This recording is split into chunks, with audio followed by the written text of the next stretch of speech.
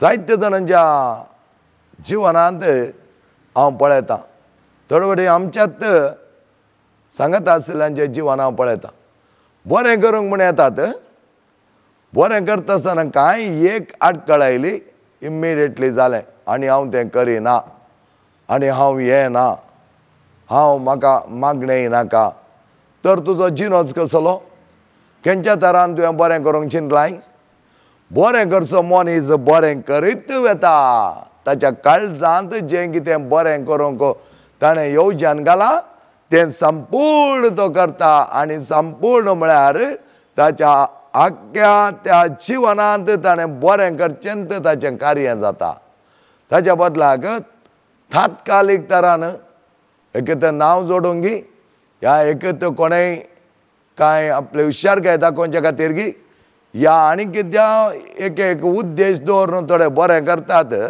थंय कांय एक ल्हान आडखळ आयली, इमिडिएटली ना, हांव आनी तें करिना, हांव म्हजें तात्कालीक म्हजें दिसपट तें काम मात करता, एक मिसाक येता, मागीर हांव रेतेर घेवचो ना आनी कांय करचो ना. हें एका तराचें स्वार्थाचें बरेंपण.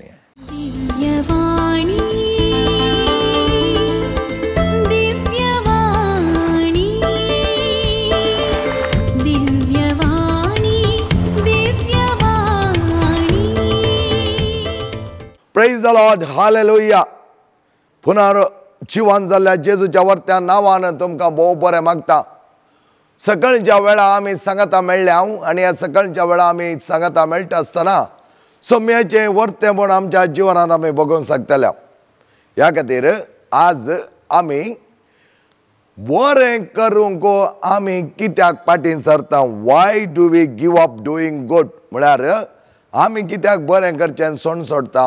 जायते फावटी आमचें इंटेंशन बरें आसता, बरें करूंक आमी चिंतता, पूण बरें करता आसतनात आमकां कळीत नाशिल्ल्या बरें एका एक वारें वादळ आमचेर येता आसतना, एक अपराध मांडटा आसतना, एक गुन्यांव मांडटा आसतना आमी तें बरें करचें त्याच वेळार सोडून सोडटा. तर आमचें बरें करचें तें गूण या आमचो बरो करचो उद्देश कसलो?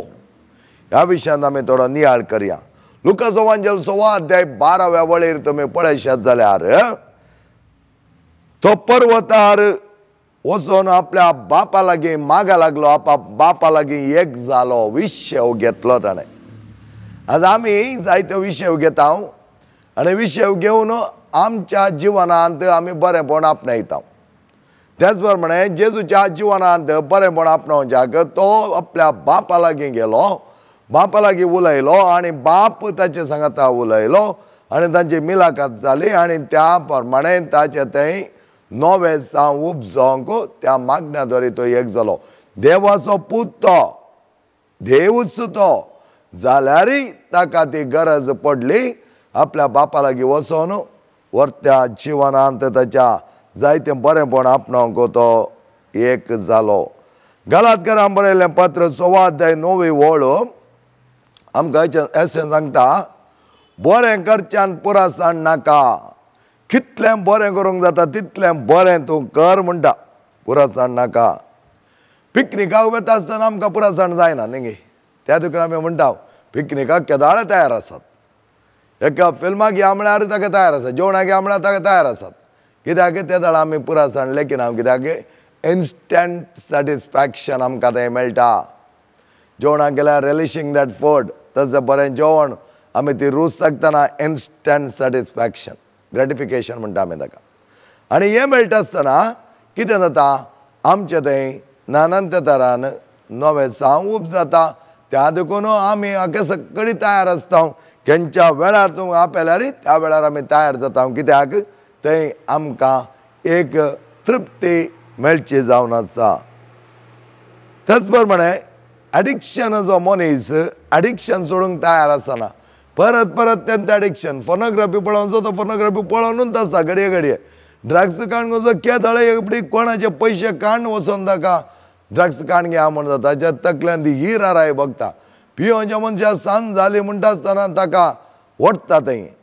तसंत पातक करता आसतना पातक आमकां गुलामपणाक पायता. त्या देखून त्या पातकां देखून आमी एडिक्शनांत आणखी चड चड गुणायक वता हांव जेवसार नाटता जेवसार ताळण्यान घालता जेवसार वडटा आनी आमकां तसल्या वायटांत तो घालता परत परत पातक करतना आमी ताचे गुलाम जाता हे फुडें आमी गुलाम जाले तर आमचो धनी कोण पातक करूंक प्रचोदन दिवचो जेवसार आनी आमी पातकान पडल्या तर धनी जेजू न्हय धनी जावन आसा जेवसार कित्याक जेवसार पातकां आवडटा जेजू बऱ्याक वाडटा पातकान तूं निशेत आसतना जेजू म्हजो धनी म्हूण तूं सांगताय तर ते अट्टरपटी कित्याक म्हळ्यार पातक जेवसाराचे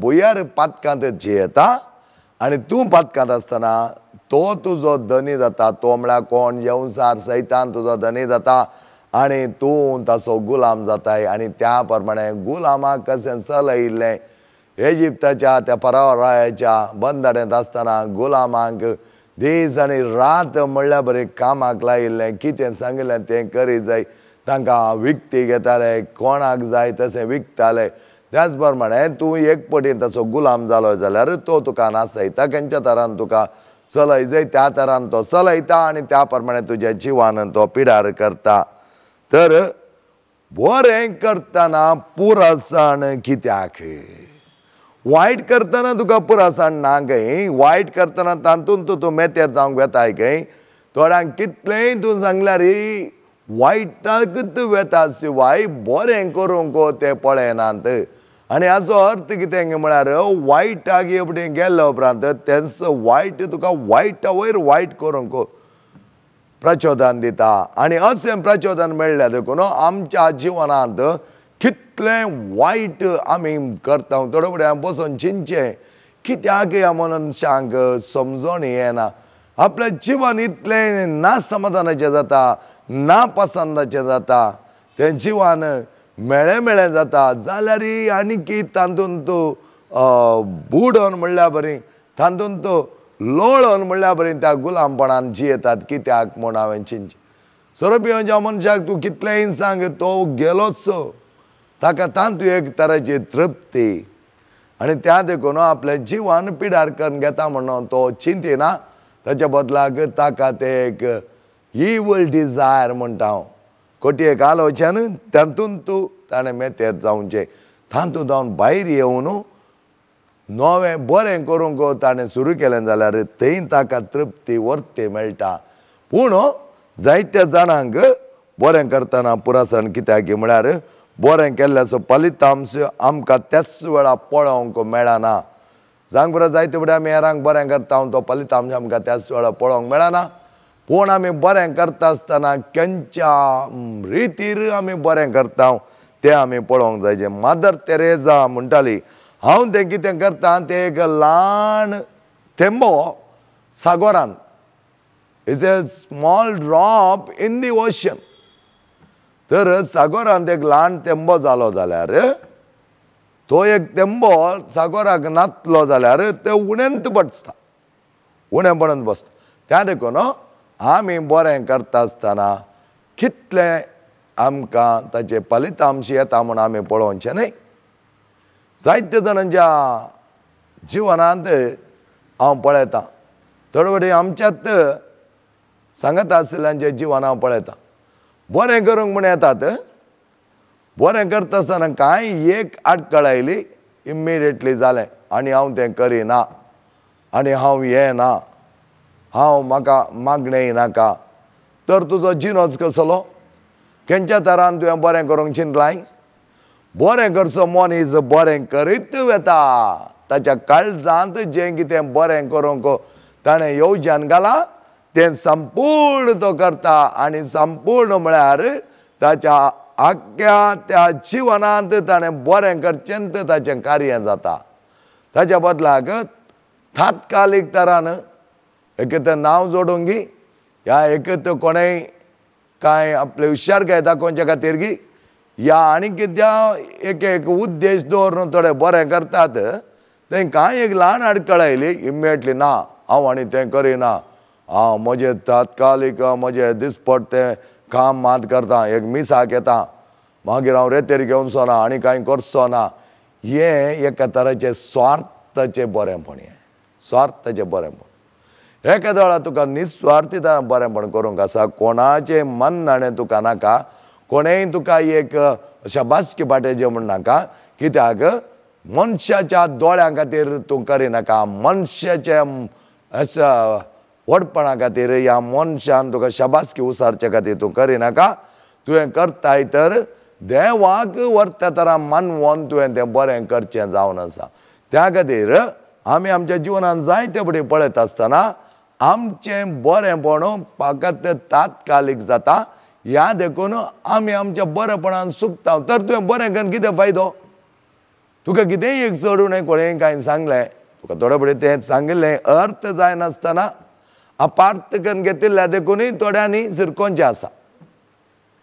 बऱ्याक सांगलें जाल्यार ताका बरें करून समजलें जाल्यार ती समजणी त्या मनशाक मेळनासतना तर म्हजें तें काम गी, हांवें तें करी जाय गी, कित्याक हांवें करी जाय म्हणलें एक तसलें एक दर्प आनी व्हडपण आमकां क्रिस्तांवांक लायक न्ही. कित्याक म्हणटा हांव म्हळ्यार आमी बरें करता तर कितलेय आडखळी येवं दी, कितेंय जावं दी, खालतेपण आमचें तें आसा जाय, विधेयपण आमचें तें आसा जाय. म्हाका तो तसो सांगूंक लागलो, म्हाका हो असो सांगलो, तर तुजें तें खालतेपण ना, विधेयपण ना, तुजें बरेंपण कोणाक? तें बरेंपण with a wrong motive is a very clear sign. त्या देखून बरेंपण करतनाय थोड्यांनी रॉंग मोटीव दवरून बरेंपण करून चिंतलें जाल्यार तें बरेंपण अखेरी पर्यंत वचना, अर्द्यार तें रावता, तात्कालीक तरान तें रावता आनी तो मनीस मागीर आपूण आसल्याच्याकी आनीकी वायट जाता. कित्याक आनी एका मनशार राग धरून तो आसता, आनी एका मनशान म्हाका अशें केलें न्ही म्हणून त्या मनशा कडेन तो उलयना, त्या मनशान म्हाका अशें सांगलें न्ही गे म्हणून तो पयस रावता. मागण्याच्या जिवनांतय तात्कालीक तरान कितें ताका येयलें करूंक आसा तें येता. तो मनीस ताका बरो दिसना, ताच्या दोळ्यांक येदोळ सक्कडी बरें दिसतालें, आतां ताका सक्कडी वायट दिसूंक सुरू जालां. हें सामान्य जावन कित्याक गे म्हळ्यार आमी निस्वार्थी तरान बरें करूंक पळयना. जायते फावटी आमचें निस्वार्थपण ना तर आमचें बरेंपण आसना. स्वार्थांत आमी कितेंय जावं दी, हेरां खातीर न्हय. तुका कितेंय करूंक आसा ताका एक रुली आनी रेगलो आसा, त्या प्रमाणे तूं कर, बरें कर, कळमीत नासतना कर. बरें करच्यान तुका पुरासाण आसचें नाका. हें कांय ना, कितेंय कोणें कितेंय सांगलें इमिडिएटली रावयलें, तुका पुरासाण भोगली. म्हज्या भावान आनी भयणीनो, आमी आमच्या जिवनांत जायते फावटी चिंतिना बरें कामां देवाची एक विशेश प्रेरण जावन आसा. बरीं कामां केन्नाच रावोवची न्ही.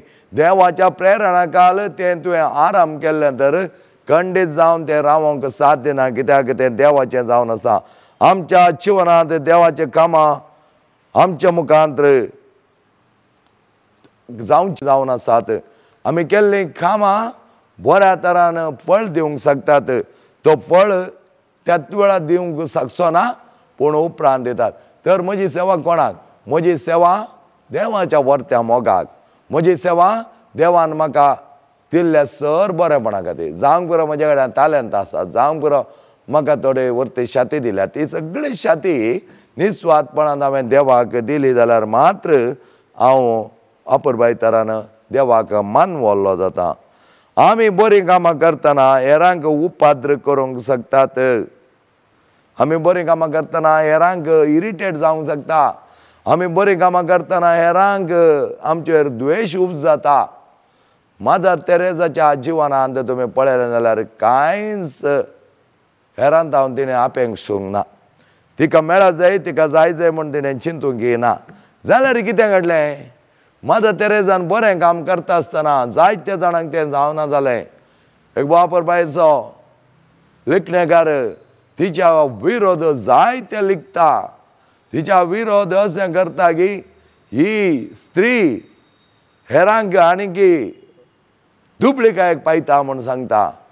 पूण मदर तेरेसाक कळीत आसलें फळ दिवच्या रुखाक चड फातर मारतात आनी रुचीक फळ दिवच्या रुखाक आनीकी चड फातर मारतात. कित्याक म्हळ्यार तें फळ म्हजें जाय तें फळ म्हाका मेळत जाय त्या खातीर म्हजो पातोर त्या फळाक लागलो जाल्यार तें फळ सकयल येवन पयलें आमकां सक्री आंबे म्हूण आसताले ते सक्री आंबे म्हळ्यार ते तरणे आसतना बारीक ते गोड ते खावंक बारीक बरें आमच्या भुरग्याचे मुदारंगडींत बारीक सक्री आंबे आसताले आनी थंय ते इस्काल आसले आनी त्या इस्कालचे भुरगे पाद्रा बेकोदोळा थंय ना जाल्यार सक्री आंब्याक पातोर मारतालेच कित्याक म्हळ्यार तांकां कळीत आसलें हो सक्री आंबो गोड आसा उरयले पुरो आंबट तरणे आसतना पूण हो गोड आसा त्या खातीर तो पडलो जाल्यार कशें तें काणून कितल्या स्पिडार धांवताले हांवें पळयल्लें जावन आसा आनी अशें आसतना त्या रुखाक जायते पातोर आनी ते रूख पातोर मारले म्हणून नेक्स्ट इयर आंबे दिनासतना रावना हर एका वर्सा त्या आंब्या रुखार जावचो आंबो घेतलो आनी एक पळया आज आमकां तें पळोवंक मेळना पूण त्या आंब्या रुखा देखून कितलेशा भुरग्यांनी आपल्या मना पसंदेचो तो आंबो खावन संतोश भोगुल्लो आसा एका रुखा देखून आनी एका त्या रुखाक पातोर उडयले म्हणून तो रूख चिंतून हांव आनी येवच्या वर्सा आंबे दिना म्हणलें जाल्यार कोण त्या आंब्या रुखा लागीं वता आसलो हर एका वर्सा त्या आंब्याच्या रुखान जावचे आंबे सगळ्यांक आकर्शीत करताले हर एकलोय पातोर मारतालो जाल्यार आंब्याचो रूख केन्नाय कंप्लेन करिनातलो म्हाका पातोर मारता म्हाका बरें करिना म्हूण ताणें केन्नाय कंप्लेन करूना आनी आंबे दिवचे रावना आमचें जिवनय तशेंच मोगाचें न्हू आमच्या जिवनांत फळ दिवच्या रुखाक बरी आमी जावंक जाय हेरांनी बरें करतना अपराध मांडल्यार आमकां पुरासाण भोगता हेरांनी कांय सांगलें जाल्यार आमकां पुरासाण भोगता कित्याक म्हळ्यार आमी हेरांत हांव शाबासकी मानून घेवच्या खातीर हेरांत हांव बरें म्हूण आपणावच्या खातीर आमी करचीं कामां जावन आसात तें सारकें न्ही तुजें जिवन निस्वार्थी जिवन तुजें जिवन हेरांक बरें करूंक तुवें चिंतलें जाल्यार ताच्याकय वट्टें पूण तुका दुसरें ना कित्याक मदर तेरेसा म्हणटाली कितेंय जावं दी कितेंय तें सांगून दी कितेंय करून दी म्हाका बरें करच्यान पुरासाण ना आनी बरें करचें हांव रावोवची ना तिची कात उमकळच्या म्हणसरी तिणें बरें करनंत ती गेली आनी त्या खातीर तिका आज व्हरतो सांतिनेचो भाग पात्र जाला मात्र न्ही आसता आज तिचें नांव आमी मेळ्ळें बरें काडटा वर सगळ्या सांतांचीं नांवां आमी काडिना मदर तेरेसाचें नांव काडटा आसतना निस्वार्थी सेवा चॅरिटी म्हणटा आमी आनी ती आमी दिता आसतना खंयच्या मापान दिताय तें तूं पळयनाका जावंक पुरो तुज्या वैयक्तीक तालेंतांनी जावंक पुरो हेरांक बरें करच्यान जावंक पुरो हेरांक उन्नतें करच्यान नानंत तरेची सेवा आमी दिवंक आसा आनी ती सेवा दिता आसतना आमचें थंय जायतें बरेंपण लाभता आनी ती निरंतर सेवा आमी दवरूंक जाय कोणी कितेंय म्हणून दी आमी ती सेवा रावोवची न्हय आमी सोडिनासतना बरें केलें जाल्यार आमी यथेश्ट फळ लुंवतेल्या फळ लुंवच्याक जावन आसा आमचो उद्देश फळ लुंवचें आमी केल्लें बरेंपण अपुरबाय तरान दिसून येवंक जाय पाश्चात्य राष्ट्रांनी अशें घडटालें म्हाका म्हणटाले स्वित्झर्लंडान आनी पुरा तांचो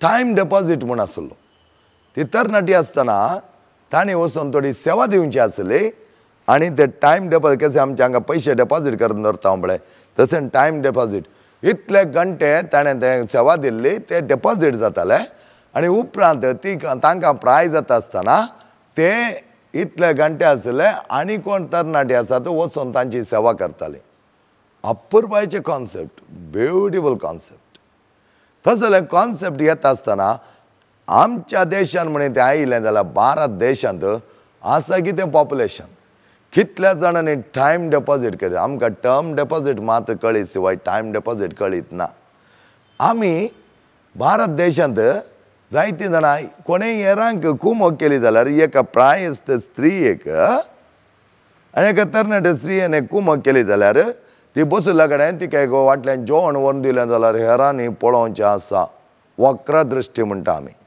कित्याक म्हळ्यार बरें केल्लें पळोवंक आमच्या लोकांक कळीत ना. बरें करचें सोड, बरें केल्लें पळोवंक जायत आमच्या लोकांक कळीत ना. त्या देखून कितें जाता की म्हळ्यार पाश्चात्य देशांत कोण एक प्रायसो या अंगविकला रोडार सांपडलो जाल्यार तो मनीस आपले गाडी रावयतलो, त्या मनशाक तिसल्यान उतरणी करतलो आनी उपरांत येवन आपली गाडी तो मुखार व्हरतालो. ताच्या फाटल्यान आसले कोणी पॅ पॅ पॅ म्हणून हॉर्न घालिनात, कित्याक तांकां कळीत आसा. दॅट इज सोशल कॉन्शियसनेस म्हणटा. आमच्या जिवनांत आज सोशल कॉन्शियसनेस आसलें जाल्यार हर एकल्याक कितल्या आपुरबायतरांचें जिवन वेतें आसलें. हें म्हजें न्ही, हें म्हज्या कंपाउंडान ना, कंपाउंडान भायर आसा. सामान जावन तूं पळयात, खंय कळ मन जात वाटेर मरोन पडली, त्याच वेळा ती काडिल्ली जाल्यार थंय जावची देसवाट. त्या मनजातीच्या आंगा वयर वयची वाहनां सगळीं उरतीं आसत. पूण कितें जाता, आमी कोणूच हात लावंक तयार ना. म्हाका कित्याक पडोन गेला तें आसा रस्त्यार. त्या देखून रस्तो मेळो जाता, त्या जाग्यार वास येता, कितले कावळे थंय ओट्टू जातात, सगळे बिग न्यूज सेन्स थंय जाता. तें आमकां पाश्चात्य राष्ट्रांनी पळोवंक मेळना. बिकॉज सोशल कॉन्शियसनेस बारी बरें कर मांडून हाडटात. ल्हान आसतना तांकां ते शिकयतात खंयच्या तरान तांणी मुखार जाय. त्या खातीर जपान देश आज अत्युन्नत प्रगतीक आपणावंक कारण इतलेंच त्या भुरग्यांक नेण्टेपणा दावन तांच्या सोसायटीची कितें कार्यां आसात, सोसायटीक तांणी कितली सेवा दी जाय हें सगळें तांकां शिकयतात. टायम डेपॉजीट म्हणटा आसतना चड आनी चड मापान तुवें टायम तुजो दिल्लो हेरांच्या गरजांक, हेरांच्या सेवेंत तो थंय डेपॉजीट जाता आनी तुका कितें गरज आसा त्या वेळार तें डेपॉजीट तुवें यूज करियेत. कितलें बरेंपण. आनी तें बरेंपण आसतना कोणाय कामगारांची तांकां गरज येना. ताचे कडेन कांय पयशे ना जाल्यारय ताणें वो धाडचें म्हणना, कित्याक ताणें टायम डेपॉजीट केला. पयशे न्ही, नॉट मनी, टायम. आनी टायम डेपॉजीट केल्लो ताका कशें जाय त्या प्रमाणें ताणें यूज कर. ताकाच म्हणली एक एजन्सी आसा, ती एजन्सी ताका धाड दिता. कितेंच रिटर्न एक्सपेक्ट करिनासतना आनी उरिल्ली हांची सेवा करून तांचो टायम डेपॉजीट करतात. That is a vicious circle, that is a chain. पूण आमच्या भारत देशांत आमकां कित्याक हें जायना गे म्हळ्यार बरें करन, हेरांक बरें करन तृप्ती भोगून आमकां कळीत ना. त्या देखून आनी एकल्यान बरें करतनाय आमकां मोसोर जाता, आनी एकल्यान बरें करतना आमकां बरें दिसना, आनी एकल्यान बरें करतनाय आमी तांकांय द्वेशिता, कोण बरें करून घेता ताकाय द्वेशिता. हें आमचें उणेंपण. सोम्याच्या जिवनांत तुमी पळयलें जाल्यार सोमी बरो करतना जायते पारिजे उपराटले ताचे वयर. हांव दितां तें म्हजें मांस म्हणटाना ते म्हणा लागले, ह्या मनशान आमकां हाचें मांस कशें दिवचें, ह्या मनशान आमकां मांस कशें पळया ताचें मांस खावंक जाता गी. तांकां समजोना, ते चिंतून आसले लौकीक संवसारांत आमी रांदून खावचें तें मांस. जेजू म्हणटा म्हजेंच मांस, तें मांस तुमी खातात आनी तें म्हजें रगत पियेतात, सस्नाक जियेतात. तांणी काली उंडो आपले बदलावण करून आपलें मांस आनी रगत करून दिवना, ताच्या बदला सस्नीक जिविता जावन जावचें. नॅक्टार म्हळ्यार आमचे आत्मीक तरान आमी घट्टायेन बरो न्हू, ती आत्मीक घट्टाई आमी हर एका दिसा जियेत आसतना आमच्या वर्त्या सस्नाच्या जिविताक आमी तयाराय करता. कशें टायम डेपॉजीट करतात गे, तशें जेजूचें मांस आनी रगत सेवल्ली आमी आमच्या बरेपणा देखून आनी दीस वेतना आमी त्या सोम्याच्या त्या खाणा जेवणांत वांटेली जाता आसतना आमी बरीं जाता देखून आमी आमचें बरेंपण सस्नी जिविताक डेपॉजीट करून दवरता. तसलें डेपॉजीट जिवन आमी करूंक जाय. सोम्यान बरें करता आसतना जायते जाण ताका येवन केणूंक लागले, तूं खंयच्या ऑथॉरिटीन करताय, कोणें तुका अधिकार दिला. सोम्यान ताका कांय जाप दिवचें म्हण गरज नासली.